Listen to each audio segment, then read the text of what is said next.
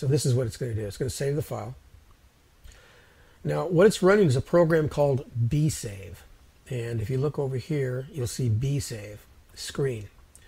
Now bsave screen is a call bsave, and what that does is it converts the lower 8K into an EA5 program and then saves it to disk. Now this is the program right here for WinDXB. My last version I released was 3.0, and this is the title screen for that program that I had. So let's hit the space bar here and jump to the next program. Now this is going to reload the same screen, but it's going to use bload instead of bsave. Now right here is, let's see, this is all just comments right up here. And then here's the call character to set the characters up. Here's the RAND for the call color. Here's the call character, and here's the call key. Now the bload, I think it's the bload. Oh, it's up on top. It's number, oh, there it is right there. Call bload, the screen. The screen is over here somewhere. There it is right there. It's a 9 kilobyte file right now. So it saved everything that was in the file. We run it. It's a little bit faster. Pretty fast. So this allows you, with bload, you can use bload for saving and loading screens, but you can also use it for EA5 or as an EA5 loader for assembly language support. If you have an AMS card combined with it with bsave, you could load the entire off of disk. You could load the entire AMS memory with assembly language programs, the lower AK. They use call user and RXB to run all of them. I had a demo years ago that ran, I think, 44K of assembly language support routines, all from lower AK using the AMS card. Let's go to the next example. This is a subprogram finder. What this does right here is it just uses a command called moves. It peeks an address, and the moves command is an RXB command, which is how it works is like this. G stands for this string right here is G. You can use a variable like $$ or $G$ or whatever, but it's a little confusing because this is in quotes. But what it is the G stands for GROM, R stands for RAM, V stands for VDP, and the $ stands for a string. So I could have a string and G, which would be from string memory, from string space, over into GROM, or to RAM, or whatever. These two characters right here tell it what it's going to do. G is GROM, so then it's going to be moving that GROM into a string. The length is how long the line is, up to 255 characters for a string.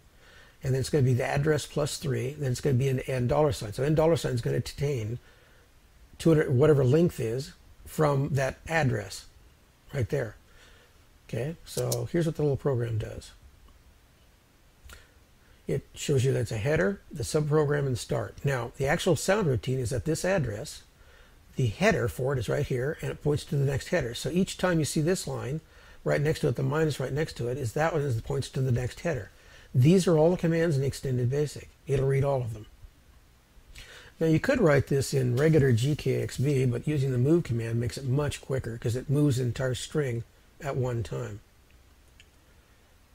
So this rotates through all the commands in RXB. It finds all of them and prints them all out.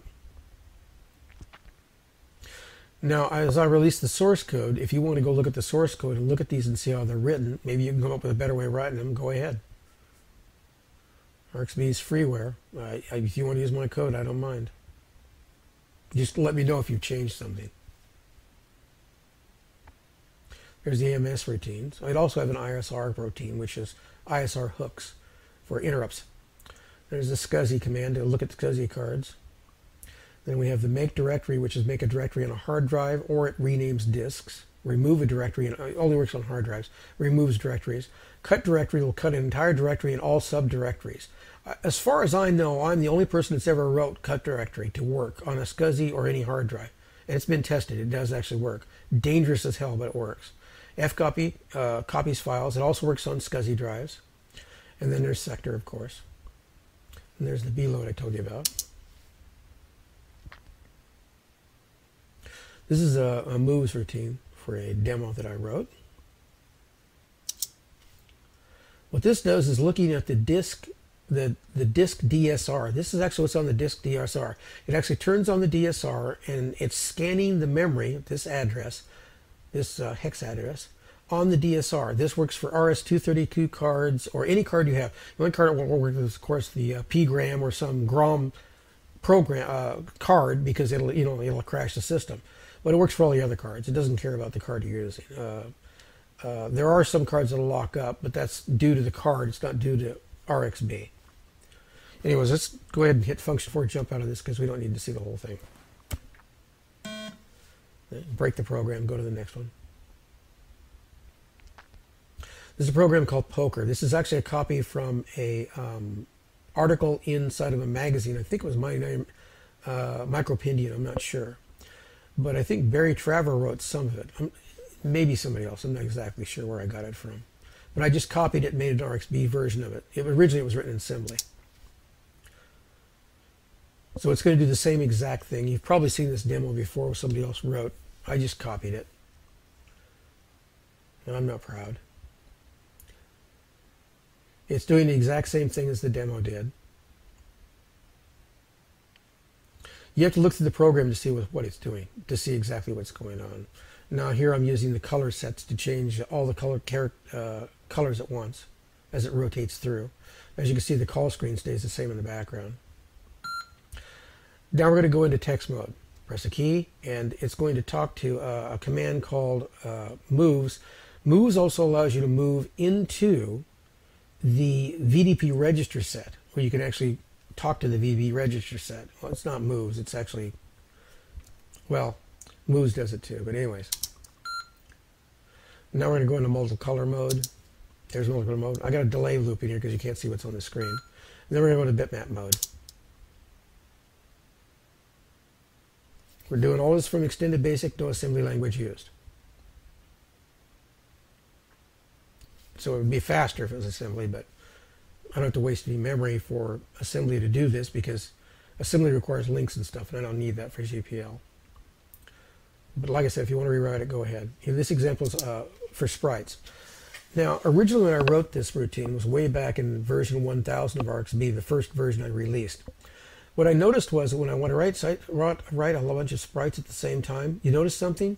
Each time I write the sprite and I start it moving with a call sprite routine, I get this. I went, there's got to be a better way to do this. So other people have already done this. It's called a go and stop, where you can go and stop the sprites all at one time. And that is a much quicker way to do it. Now this jumping up and down here doesn't look so bad on a regular TI, but then Classic runs a lot faster. I really like Classic 99. There are a few bugs in it that bother me, but I didn't write it, so I'm using it, so really I can't complain. I do love it though. Anyways, this is another stop and go motion stop. Now what this one's doing is you're going to get used to seeing this routine a lot. I use the same routines for the demos to do different things. I'm just throwing a whole bunch of sprites out here on the screen all over the place and give them different speeds. It's all random. And then I randomly have a little routine in here that stops all of them and then turns them back on again. And the delay loop is random also.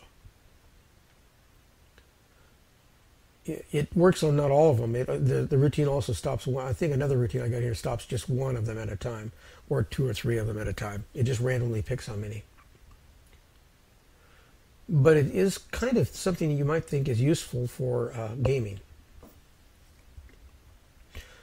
This one's call character all string. Basically, you can do the same thing in a regular character, but it has a little bit better effect. And again, it's saving all the files over here, so you have the example programs to look at. You don't have to use the user to go back to the DV80 file. You actually have the program over here that you can look at. Well, you got a little bit of junk right here. The test programs are all junk.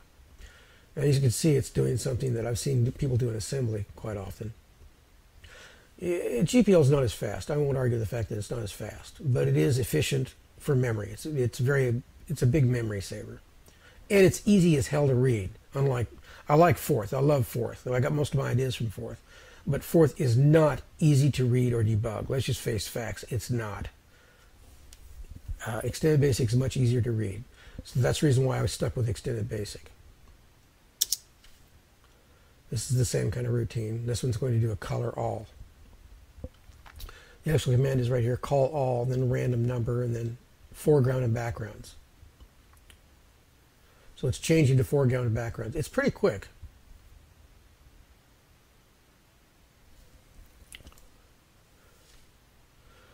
And then we're going to do another motion command. This one's going to be moving the sprites.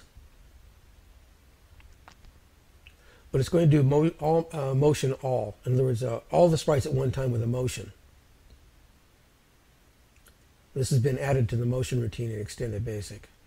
And I think you can see this might be useful for some gaming. Like if you draw a board of some kind that you're moving back and forth across on. This would be quite useful.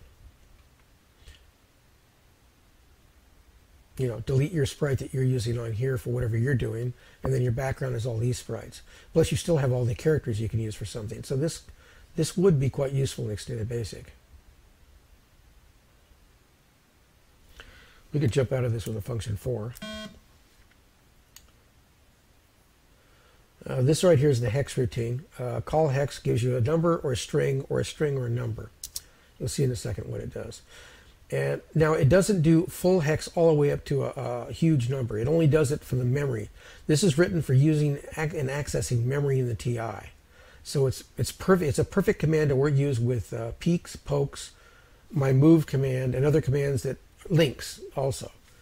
It's a perfect command to use for those because it only works within minus 32,767 to positive 32,767.